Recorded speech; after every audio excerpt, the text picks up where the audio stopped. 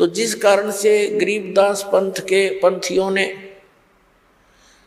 गरीबदास साहिब जी को विष्णु जी का अवतार मान लिया, उस ज्ञान को ना समझकर उनकी वाणी से अपरिचित जितने भी गरीबदास जी के जो संत बने हुए हैं या उनके पंथी हैं, अनुयायी हैं, गरीबदास जी कहलाते हैं, एक मेरे पूज्य गुरुदेव जी को छोड़कर उस पूरे गरीबदास पंथ में किसी के पास ये मार्ग नहीं। और ये परमात्मा ने एक सुनियोजित तरीके से यहाँ तक पहुँचाया। हमारे जो गरीबदास जी के बाद सीधे जो शिष्य बने उनके शीतलदास जी थे, गांव बराना के अंदर उनका आज भी आश्रम है छोटा सा। उनको गरीबदास जी ने विशेष हिदायत दे दी थी कि ये मंत्र तू जाप कर, केवल एक सुयोग शिष्य जिसको मैं संकेत दूंगा उसको बताना।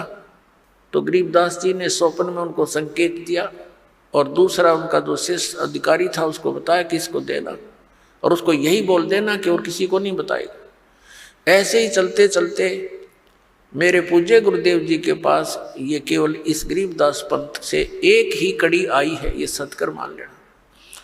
और उन्होंने इस दास को फिर ये भेद दिया, ये ज्ञान दिया। मेरे पूज्य गुरुदेव जी के बहुत से शिष्य थे, कुछ साधु भी बने हुए थे, लाल कपड़े रंग कर भी रहते थे। उनको भी आदेश नहीं दिया नाम देने का, केवल इस दास को, दास तो एक सर्विस करता था, यही था मैं इस हरियाणा के अंदर इस नहर महकमे के अंदर। और जब दास की पता नहीं उन्होंने क्या देखा इस दास के अंदर, स्पेशल मुझे कहा था कि ये नाम तू दिया करेगा, सत्संग कर और अकेला मत समझना, परमात्मा तेरे साथ रहेंगे और विश्व में तेरे समान पृथ्वी पर कोई संत नहीं होगा।